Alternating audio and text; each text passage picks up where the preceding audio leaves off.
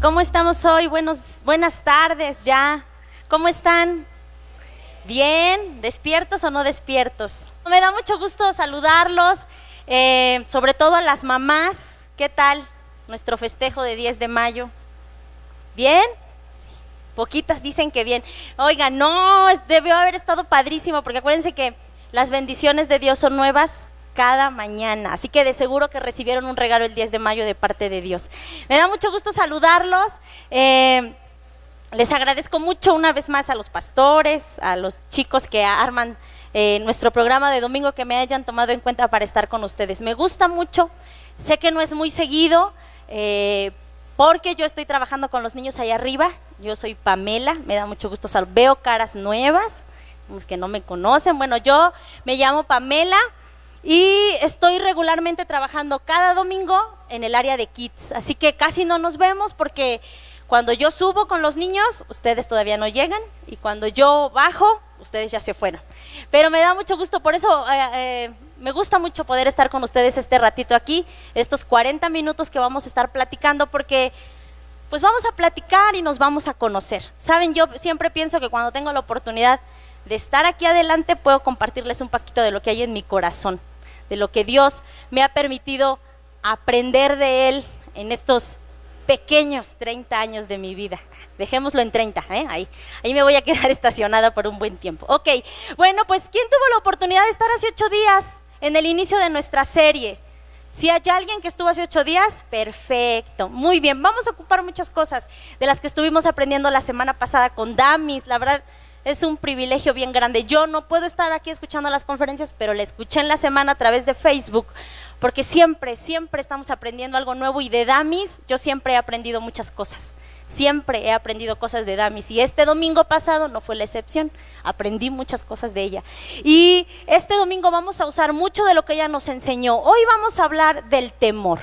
Este tema lo habíamos dado en un congreso de mujeres, y hablábamos sobre el temor y sobre la depresión. Pero cuando yo estudié ese tema para darlo con las mujeres en el congreso, me di cuenta de algo, que el temor, dicen los psicoanalistas, que el temor no es más que otra cosa que ira disfrazada, enojo. Entonces ellos dicen que el dolor, el enojo y el temor son la base de la depresión y de la ansiedad. Por eso ellos dicen: depresión, demasiado dolor del pasado, y ansiedad, demasiado temor del futuro. Entonces no quiero hablar tan específicamente como de depresión, de ansiedad, sino que quiero que lo englobemos todos juntos en temor o en miedo, ¿no? Y quiero darte rápidamente algunos datos que aprendemos de la ciencia. ¿Qué nos dice el temor? Es una enfermedad, la verdad, un trastorno mental, ya le llaman así, que nos ha afectado mucho en estos años 2000, ¿no? Vivimos una vida más ajetreada, llena de tecnología, que nos ha llevado, y lo veíamos hace 8 días con Damis, nos ha llevado a exigirnos demasiado, porque nos gusta vernos bien a través de los ojos de los demás. Entonces ponemos nuestro éxito en cosas materiales, ponemos nuestro éxito en lo que las personas piensan de nosotros, y se da ahora, gracias a las redes sociales, se da mucho este efecto que ha tenido la comparación. Entonces, híjole, nos ponen estándares bien altos, y luchar con eso todos los días causa mucha ansiedad, mucho, y si no lo logras, te causa depresión. Entonces, esta es una enfermedad, un trastorno mental que han estudiado muchísimo. Tú te puedes meter a internet y encuentras un sinfín de estudios de la Organización Mundial de la Salud, de la Clínica Mayo, de la Organización Mexicana de la Salud, de un montón, que han estado haciendo estudios sobre esto. Y entonces ellos definen el temor, viene del latín timón, timón, que dice que el temor es una pasión del ánimo que nos lleva a tratar de escapar aquello que se considera arriesgado, peligroso o dañino para nuestra persona. Simplemente escapamos para que algo no nos dañe, ¿no? Es una emoción primaria. Esto quiere decir que es algo con lo que crecimos a partir de que ya somos niños, crecimos con esta emoción, y son necesarios en nuestro cuerpo para una adaptación y sobre todo para la supervivencia, ¿no? Imagínense si no hubiéramos aprendido a tener temor, hubiéramos hecho un chorro de cosas, ¿no?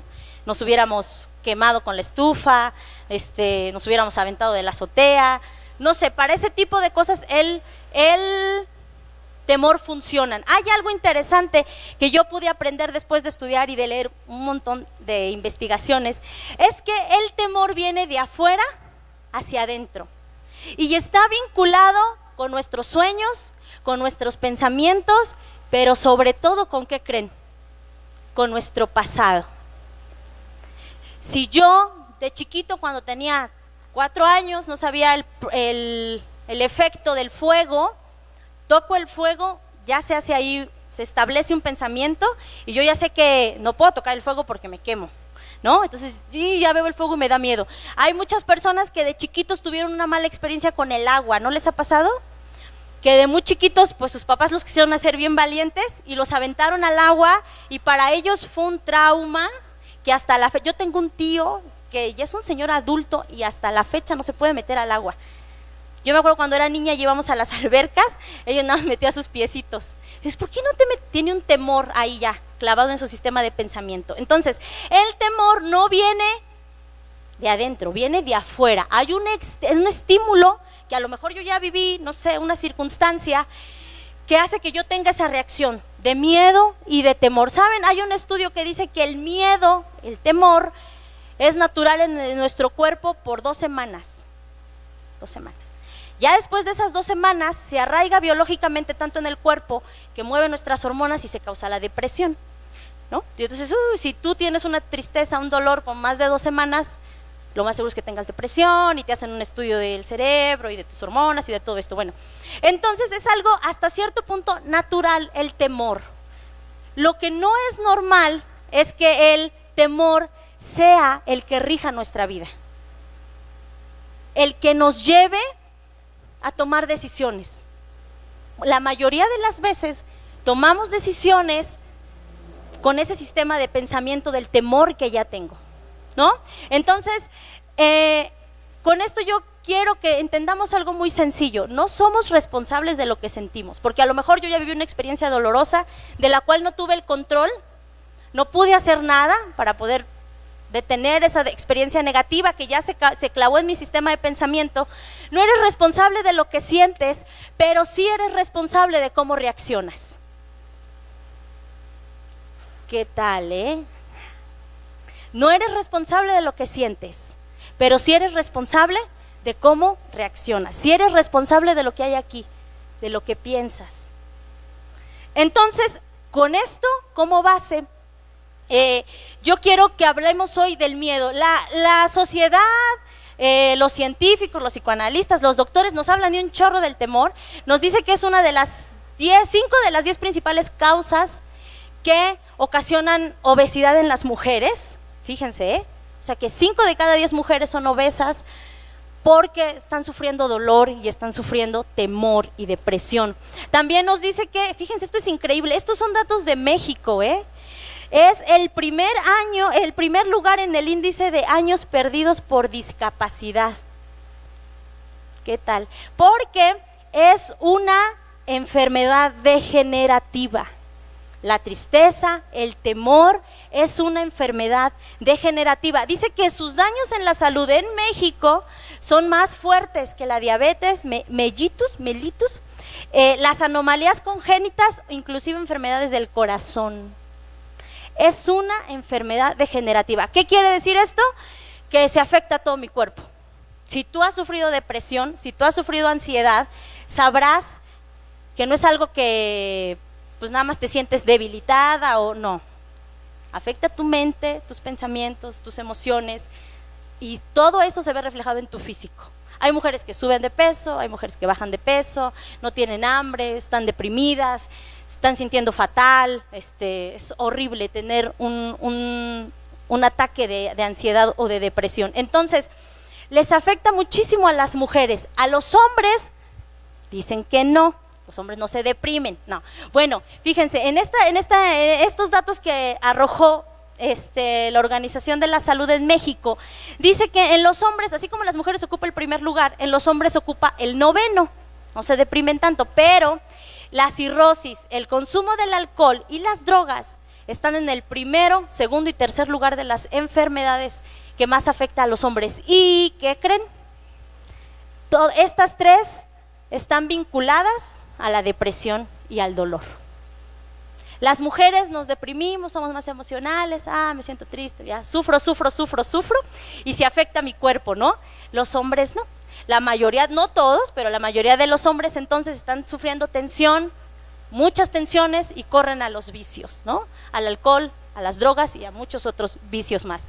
Entonces nos podemos dar cuenta que realmente es un problema que está padeciendo nuestra sociedad. Y tristemente, no debería de ser así, pero es un trastorno que nos está atacando también como cristianos. El temor. Yo les decía que en la mañana les estaba comentando que ayer apenas estaba yo pensando, y yo le decía a mi esposo, ¿por qué le pusieron a esta serie A Través del Espejo? Y él me dio una amplia explicación, ¿no? Y me convenció muchísimo. ¿Saben? Yo creo que a veces nos vemos a través de espejos equivocados. Las mujeres nos queremos ver a través del espejo de los hombres, a través del espejo de lo que la sociedad diga de mí, los hombres a través del espejo de las mujeres, y nos fijamos metas inalcanzables. Cuando tú decides ser seguidores de Cristo, nuestro espejo siempre tiene que ser la palabra de Dios. Nos decía Damis hace 8 días, tú no eres lo que tu pareja dice que eres, no eres lo que las personas que te rodean dicen que eres. Bueno, a lo mejor no eres ni lo que tú mismo piensas que tú eres. Eres lo que Dios dice que eres. ¿Y en qué espejo yo tengo que verme todos los días para verme bien tal cual soy? A través de la palabra de Dios. Dios nos habla de tantas cosas que nos pudieran ayudar a nuestra vida diaria. Yo siempre he creído que la Biblia es práctica. Siempre he creído que la Biblia es para aplicarla en la vida diaria. Y en el caso del temor no es la excepción. Dios nos habla del temor. ¿Sabes que en la Biblia hay más de 365 versículos en donde Dios nos habla del temor? ¿Lo puedes creer? Porque Dios sabe que es algo con lo que luchamos constantemente, el temor. Entonces, quiero hoy hablarte del temor, pero desde la luz de la Biblia. ¿Qué dice la Biblia del temor?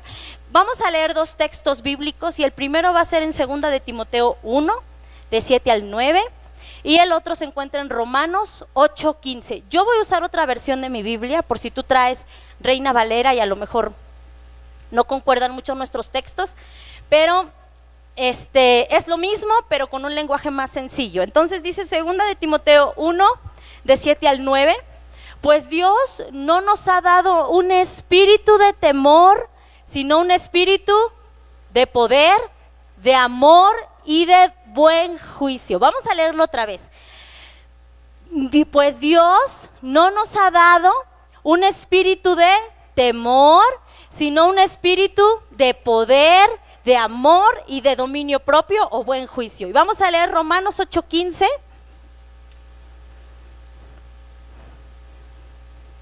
Y dice Romanos 8:15, y ustedes no han recibido un espíritu que los esclavice al miedo.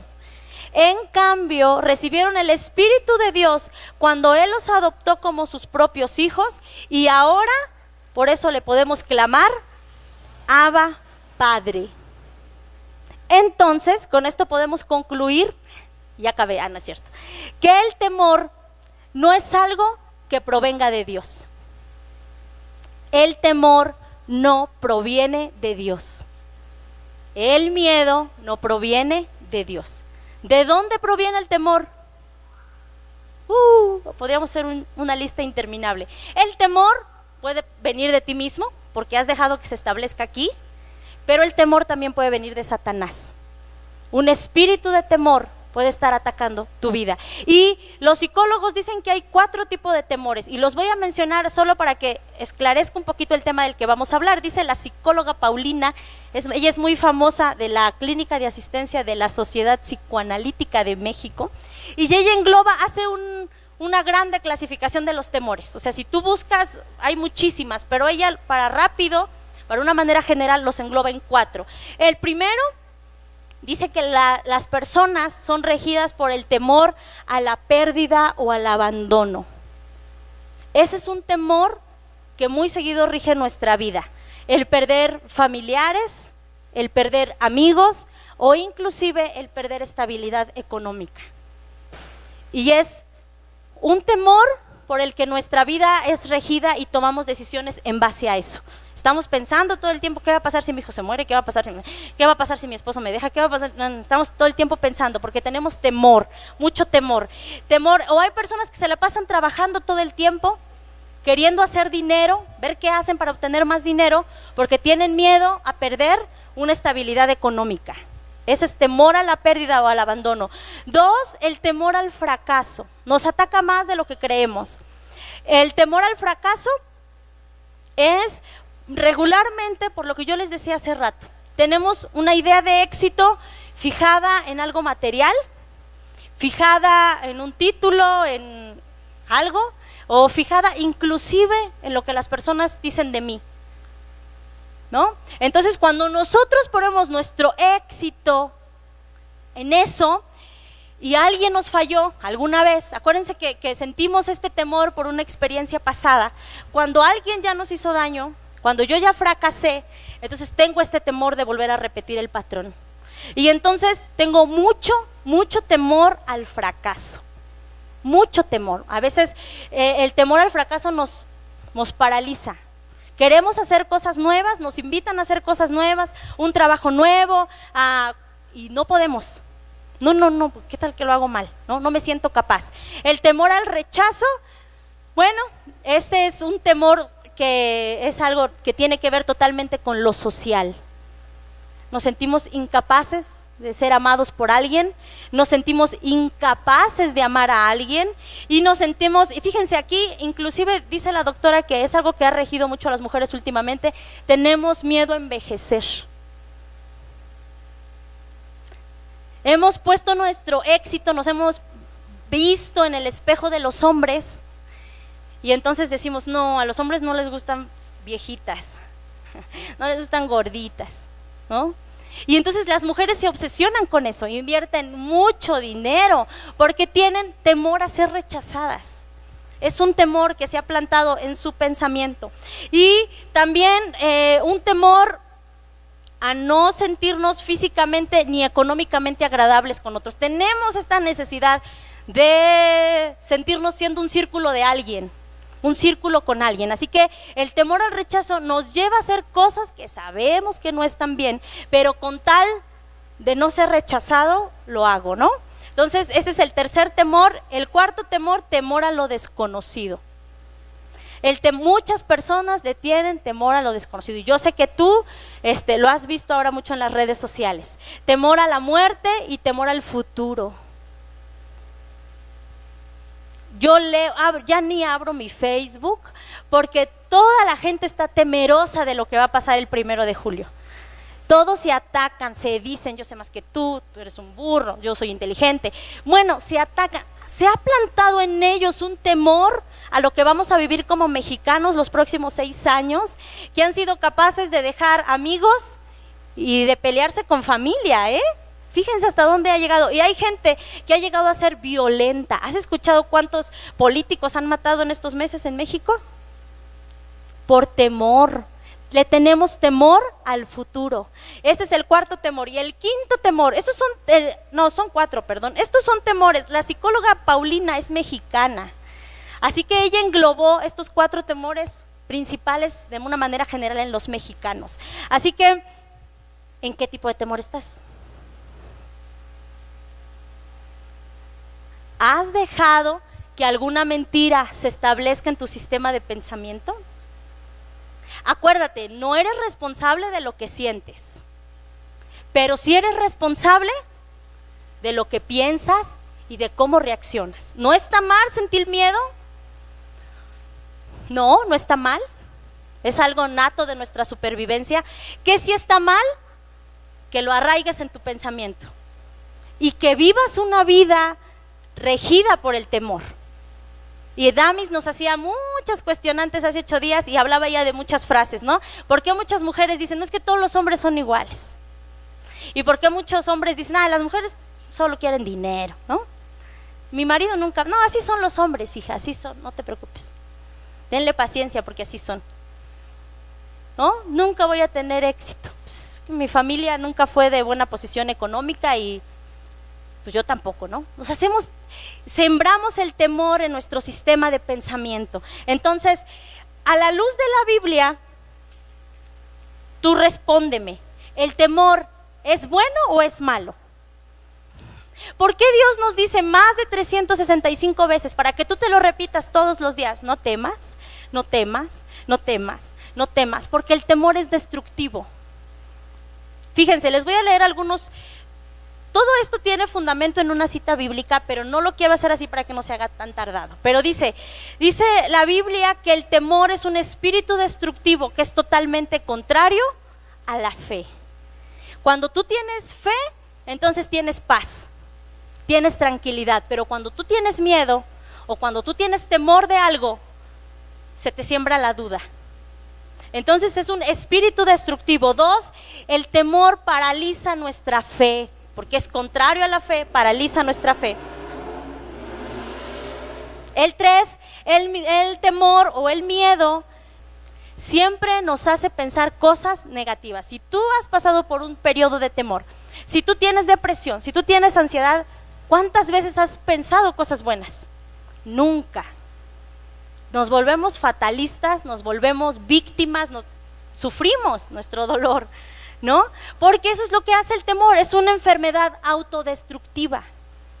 En cambio la fe, cuando tú tienes fe y declaras fe, no solo Dios bendice tu vida y bendice la vida de tu familia y bendice a las personas que te rodean, pero cuando tú dejas que el temor se plante en tu pensamiento, entonces te vas a autodestruir tú, vas a autodestruir a los que están al lado tuyo y a todos los que te rodeen. Entonces, y esto es algo muy interesante, el temor no se hace real hasta que lo crees. Es normal sentir miedo, pero cuando tú dejas que el miedo se plante en tu sistema de pensamiento, entonces te enlazas con un espíritu de temor. Y es ahí, por eso dice la Biblia, lo que el impío teme, eso le vendrá. Porque entonces todo lo malo que nosotros hemos pensado, entonces sí, ahora sí toma una realidad, se vuelve real. Entonces, ¿es normal sentir miedo? Sí, pero no es normal dejar que el miedo nos aprisione. El miedo hace, como dice su definición, que las personas huyan. El miedo nos hace cobardes. Es un temor irracional que hace que siempre te mantengas oculto. Siempre. Yo les decía en la mañana, ¿por qué hay tanto cristiano que tiene la Biblia, que viene a una iglesia y no tiene victorias en su vida? ¿Saben por qué? Porque hay mucho cristiano que sabe lo que tiene que hacer, pero por temor no lo hace. Y entonces estamos aprisionados a un espíritu de temor. Y eso es lo que rige eso es lo que hace el temor. Ese es el trabajo del temor. Hacer que huyamos. Y el quinto, que ya lo habíamos visto, causa tormentos, causa castigos, confusión, desánimo, ataques de pánico, ataques de ansiedad, todo eso. Y el sexto, que también lo menciona 2 de Timoteo, cuando Pablo le dice este texto a Timoteo, duerme los dones que Dios ha puesto en nosotros. El temor duerme los dones que ha puesto en nosotros. Por eso Pablo le dice a Timoteo, aviva el fuego del poder de Dios en ti, porque Dios no te ha dado un espíritu de temor, ni un espíritu, no, Dios te ha dado un espíritu de poder y de amor. Entonces el temor, como tenemos este temor terrible a fallar, a fracasar, decimos no soy digno de que Dios me ame, no soy digno de Dios, entonces nos mantenemos ocultos y completamente alejados de Dios. Entonces el temor no es natural, el temor no proviene de Dios. La primera vez que en la Biblia se menciona el temor es en Génesis 3, cuando Adán y Eva estaban en el huerto. Ya saben, ¿no? Que Dios les dijo que no comieran de ese fruto. No estaba bien que lo hicieran, fíjense, ¿eh? Ya sabía, era la única regla que Dios les puso. No hubo otra regla más. La única regla que Dios le puso a Adán y Eva, y le dijo: no comas de ese fruto, de ese árbol, porque te va a hacer daño, te va a alejar de mí. Bueno, ok, vino la serpiente, se dejaron engañar, los dos se dejaron engañar y comieron, le creyeron a la serpiente, comieron ese fruto, y fue la primera vez que se menciona que hubo miedo. Dice la Biblia que vino Dios y estuvo rondando por el jardín y no salió Adán, hasta que Adán dijo: aquí estoy, Dios. Y le dice Dios: escuché que andabas ahí por el jardín, ¿dónde estás? ¿Por qué no te veo? Y le dice: es que te escuché que venías y me escondí porque tuve miedo. Tuve miedo porque estaba desnudo. El temor es una fe puesta en las cosas equivocadas. Cuando Adán, antes de que Adán comiera de ese fruto, Adán podía ver a Dios cara a cara, podía platicar con él, estaba completamente desnudo, siendo él tal cual era delante de Dios, y no había pasado nada. Pero cuando él probó de ese fruto, puso su fe en algo equivocado, y fue ahí donde se puso un telón entre Dios y Adán. Tuvo miedo, ya las cosas ya no volvieron a ser las mismas. Entonces, fe temor es poner nuestra fe en el lugar incorrecto. Nos ha pasado muchas veces. Este es un tema del que se habla un montón de veces. Yo estoy segura que tú lo has escuchado muchas veces, porque es un tema muy común, pero pocas veces hemos hecho conciencia de lo que el miedo causa en nuestros corazones. A la luz de la Biblia, la semana pasada estuve trabajando en 5 puntos que nos pueden ayudar a ser libres del temor. Y me basé en 2 salmos, en el Salmo 56 y en el Salmo 143. Y David nos da un ejemplo bien claro de lo que es fe, de lo que es confiar en Dios. David, desde que él era muy chiquito, él tenía muy bien metido en su mente, en su sistema de pensamiento, el lenguaje de la fe. Por eso cuando tú lees esa historia de David contra Goliat, nos quedamos: wow, ¿cómo le hizo? Yo no hubiera... Bueno, porque él tenía muy bien metido el chip de la fe. Siempre confió en Dios. A pesar, si tú lees, te voy a dejar de tarea que leas esa parte de la Biblia. Si tú lees, yo me quedé impresionada cuando estuve leyendo todas las cosas. ¿Cuántas veces Goliat, antes de atacar con espada a David, lo atacó con su boca? Con su boca intentó meter pensamientos a la mente de David, diciéndole: ¿tú vienes a mí? O sea, teniendo a los mejores, me mandan a parece perro, ¿cómo creen? ¿No? Fíjense todo lo que él estaba trabajando en la mente de David, y David nunca se dejó intimidar. Y entonces David le dice al final: mira, tú vienes a mí con espadas, mas yo vengo en el nombre de Jesucristo. Y David en los salmos, Salmo 56 y Salmo 56 y 143 nos muestran mucho del corazón de David. Yo solo te voy a leer un párrafo, tú léelo con mucha calma en tu casa. Y dice, quiero leerte nada más los primeros 4 versículos del Salmo 56, y dice: ten compasión de mí, oh Dios, pues hay gente que me persigue. A todas horas me atacan y me oprimen, a todas horas me persiguen mis enemigos. Son muchos los que me atacan con altanería. Cuando tengo miedo, confío en ti, confío en Dios y alabo su palabra. Confío en Dios y no tengo miedo. ¿Qué me puede hacer el hombre? Y en el Salmo, y léelo, todo habla sobre el temor. Todo el Salmo 56 habla sobre el temor que David está pasando. Y en el 143 dice: Señor, escucha mi oración, pon atención a mi súplica, respóndeme. No llames a cuentas a tu siervo, porque ante ti nadie es inocente. Mis enemigos me persiguen, me han aplastado contra el suelo, me obligan a vivir en la oscuridad como los que han muerto hace tiempo. Me encuentro totalmente deprimido, turbado tengo el corazón, Me acuerdo de tiempos anteriores, está bien deprimido David, y pienso en todo lo que has hecho. Hacia ti tiendo las manos, sediento de ti, cual tierra seca. Me impresiona muchísimo el corazón de David, muchísimo.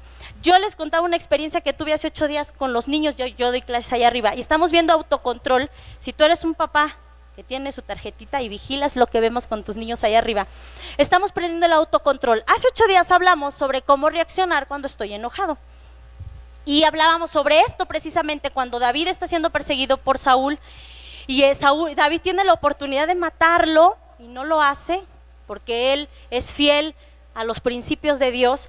Y estábamos aprendiendo esto con los niños y yo les conté la historia, estábamos bien emocionados y les dije, chicos, ¿qué hacemos entonces cuando estamos muy enojados? ¿Qué hacemos?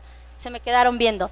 Y ya varios empezaron a contestar, yo cuando estoy muy enojado digo malas palabras. Ok, ¿y tú? Yo hago berrinche. Unos dijeron, yo le pego a mi mamá. O sea, dijeron de todo, ¿eh? Y les dije, ok, muy bien, bueno, pero yo les dije a los niños, cuando estamos muy enojados, ¿podemos ir a Dios? ¿Y qué creen que me respondieron los niños? Que no. No sabía qué decirles, por unos segundos me quedé. Les dije, ¿por qué no? Y dijeron, no, porque si yo le digo a Dios que estoy muy enojado, se va a enojar conmigo. Suena chistoso, pero eso es algo que está bien clavado en nuestro sistema de pensamiento. Creemos que no me puedo acercar a Dios cuando estoy mal, solamente cuando estoy bien. Por eso muchos decimos, es que no soy digno de estar ahí, no soy digno de ir a la iglesia, no lo merezco. Yo les decía en la mañana, hace 8 días también Damis nos mencionaba, ¿han escuchado esa frase cuando alguien te dice, tú pídele a Dios, tú que estás más cerquita de Él? Yo no. Tenemos ese pensamiento bien clavado en nuestra mente. Y cuando estamos pasando por temor, por dolor, por depresión, por ansiedad, al último al que recurrimos es a Dios. Y David nos muestra que él al primero al que corrió fue a Dios, fue sincero, fue completamente sincero. Con esto quiero ir a los 4 puntos que te estaba mencionando, a 5 puntos que te estaba mencionando hace rato. El primero, cambia tu mente, ponte el chip de la mentalidad de la fe. Bien fácil. No creas lo que ves, no creas lo que dicen, no creas lo que sientes. Cree lo que Dios dice. Decide creer en Dios a pesar de la circunstancia, a pesar de la temporada en la que estés viviendo. Decide creer en Dios. Ese es el primer y el más importante punto. Decide creer en Dios. 2, admite y reconoce tu lucha. Yo he aprendido por mi experiencia, el yo sentirme vulnerable me ha hecho acercarme más a Dios. Yo les comentaba a los hermanos en la mañana, vivimos en una sociedad donde todo tiene que ser perfecto y luchamos por eso, luchamos por estar lo más perfectos físicamente posible que podemos. Se ha hecho muy famoso lo healthy, ¿no? Lo saludable, hacer ejercicio, todo eso. Tener una familia perfecta, tener comodidades económicas, verme bien, tener una buena familia, un buen matrimonio, un buen esposo, lo que quieras. ¿Y qué crees? Que esa mentalidad engañosa del mundo se ha venido a meter a la iglesia. Y muchos creemos que al estar aquí en la iglesia voy a ser perfecto. Voy a tener a la familia perfecta, yo voy a ser la mujer perfecta, voy a tener el matrimonio perfecto. Y no hay nada más alejado que esa realidad. Es un proceso, claro que lo vamos a lograr en su momento, pero no es algo tan inmediato. Estamos acostumbrados a la inmediatez ahora. No es algo inmediato. Y por eso como cristianos nos hemos dejado engañar. Porque como yo no tengo la vida perfecta, como yo no tengo el matrimonio perfecto, entonces no me puedo acercar a Dios. No así. ¿Por qué creen que muchos dejan de asistir a las iglesias? Porque no están bien y tienen temor y tienen pena y tienen vergüenza de que alguien vea sus errores. Eres vulnerable, cometemos errores. Cuando tú admites cuáles son tus áreas de temor, estás admitiendo que hay áreas en tu vida que no le pertenecen 100% a Dios. Por eso es importante ser vulnerables. Por eso es importante que tú le digas a Dios, Dios, tengo temor aquí. Porque es importante que tú veas de dónde proviene ese espíritu de temor y puedas terminar con él. Entonces, admite y reconoce tu lucha. No te sientas mal cuando tú llegues delante de Dios y le digas: Dios, estoy triste, estoy deprimida, estoy acongojada, no puedo más. Sé sincero con Dios. Sé sincero, estoy segura que Dios te va a dar la salida a lo que tú estés pasando. Número 3, declara sus promesas en tu mente. Hay un proverbio que está en Proverbios 6:2 y es muy importante. Este proverbio dice que muchas veces nos enlazamos con los dichos de nuestra boca. Si nosotros no tenemos el chip de la fe, no hemos decidido creerle a Dios, va a ser muy fácil que todo lo que salga de mí no sea fe. Va a ser muy fácil que si yo estoy en un problema, vea el problema, me esté lamentando, me convierta en víctima, esté sufriendo, me esté dando latigazos. Es normal. Entonces, si tú reconoces que no tienes el chip de la fe, exponte a cosas de la fe. Escucha predicaciones, pon música, ora aunque no sientas orar, lee tu Biblia aunque no sientas leerla, porque la Biblia dice que la fe viene por el oír la palabra de Dios. El temor es contrario a la fe, entonces tengo que dejar de alimentar el temor y empezar a alimentar más la fe. ¿Cómo? Escuchándola, exponte lo más que puedas. Si tú estás pasando por una temporada de temor, una temporada de ansiedad, exponte lo más que puedas, ¿sale? No hagas todo lo contrario, no te alejes de Dios. 4, rinde tus temores a Dios.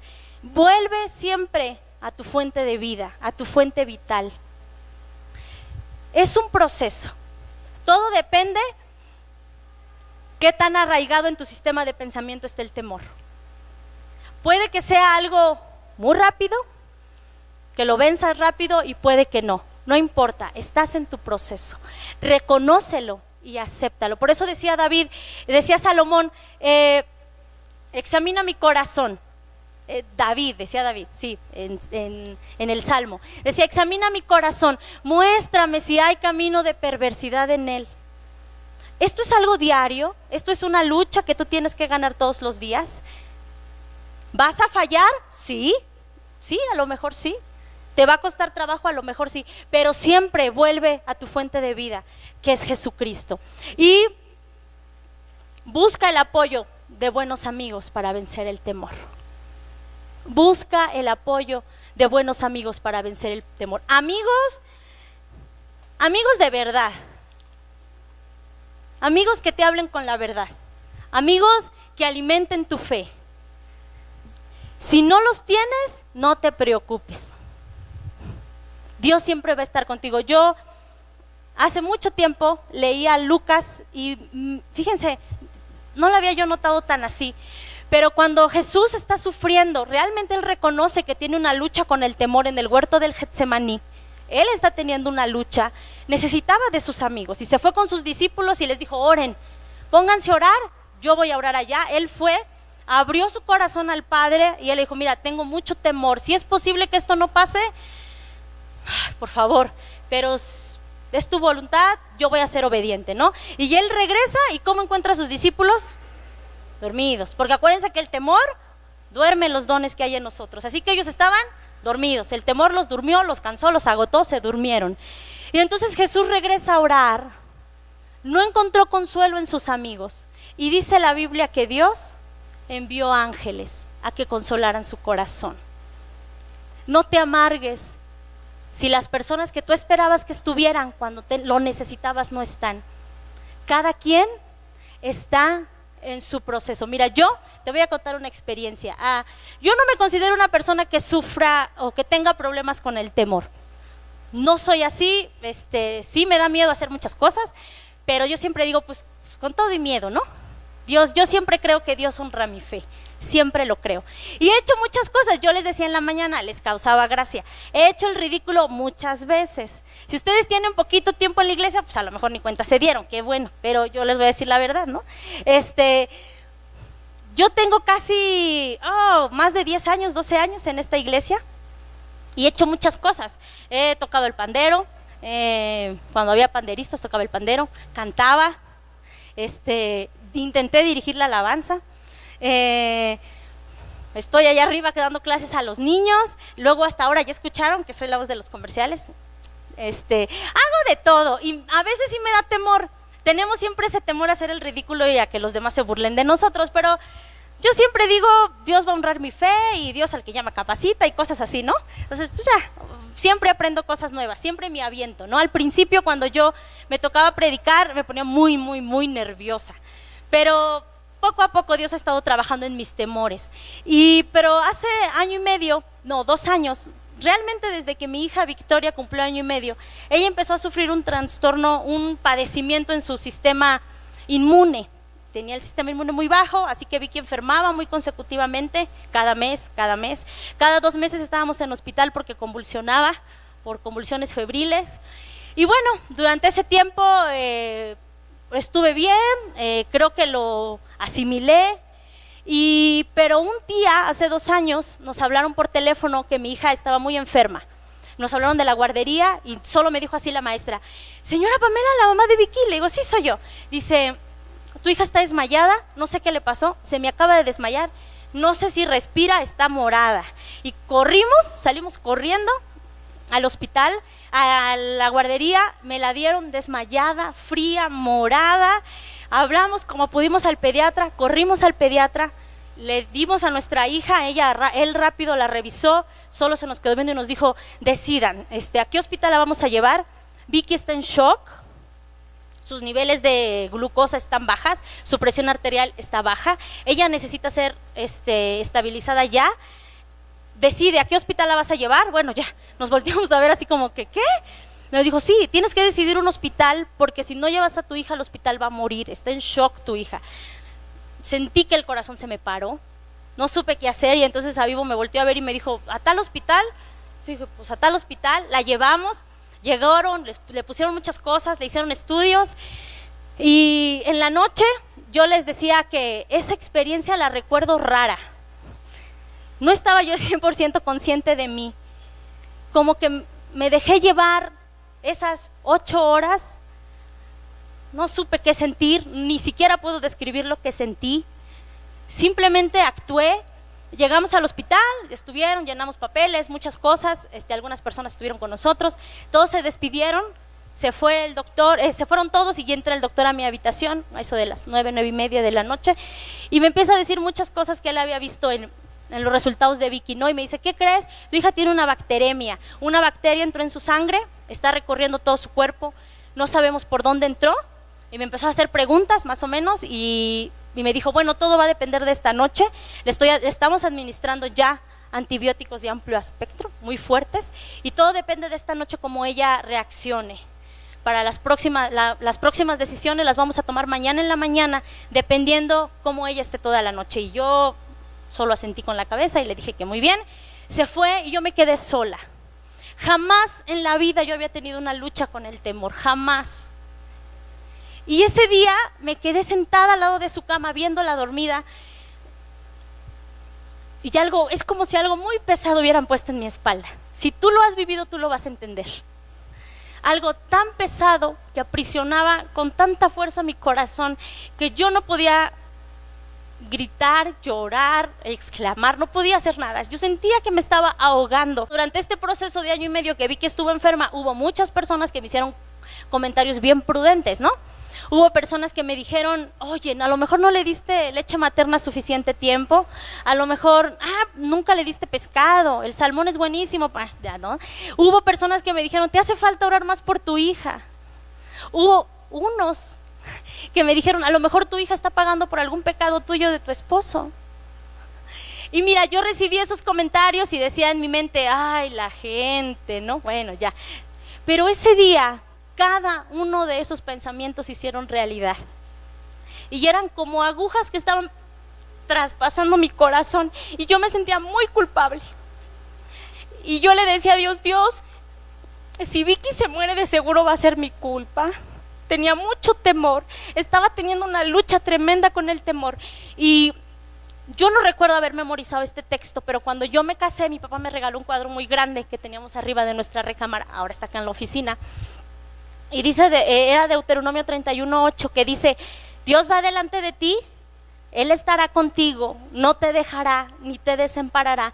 No temas ni te intimides. Entonces yo, pensando todas estas cosas, sintiéndome fatal, acuérdense que el temor nos lleva a pensar solo las cosas negativas. Yo estaba pensando que mi hija se iba a morir esa noche, lo estaba pensando, lo estaba creyendo, y vino ese texto a mi mente, y claramente escuché una voz que me dijo: puedes confiar en Dios, puedes confiar en Dios.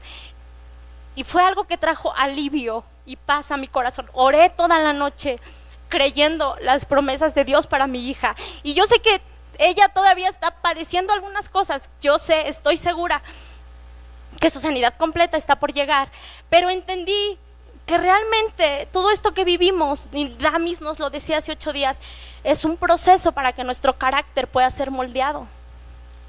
Todo lo que te causa temor, todo lo que te causa miedo, no es más que una herramienta que Dios está usando para moldear tu carácter. Esta circunstancia que vivimos no solo afianzó mi fe en Dios, sino afianzó la fe de mi esposo en Dios, afianzó nuestra vida como matrimonio, y ahora hasta la vida de nuestros hijos. Cuando ellos se enferman, lo primero que hacen es orar. Si Vicky se enferma, Emi ora por Vicky, y al revés, ¿no? Yo sé que esta experiencia nos sirvió para afianzar nuestra fe en Dios, pero es porque lo viví, lo sufrí, lo dejé ser en mí y se lo entregué a Dios. Y creí, puse el chip de la fe en mi mente. ¿Qué hubiera pasado si yo hubiera dejado que el temor se arraigara en mi corazón y se arraigara en mi mente? De seguro mi historia sería diferente, así como la tuya. Entonces, acuérdate, los planes de Dios para nosotros siempre son planes de bien y no de mal. Dios no ha puesto en ti un espíritu de temor. Dios ha puesto en ti un espíritu de poder, de amor y de dominio propio. Yo te voy a pedir que te pongas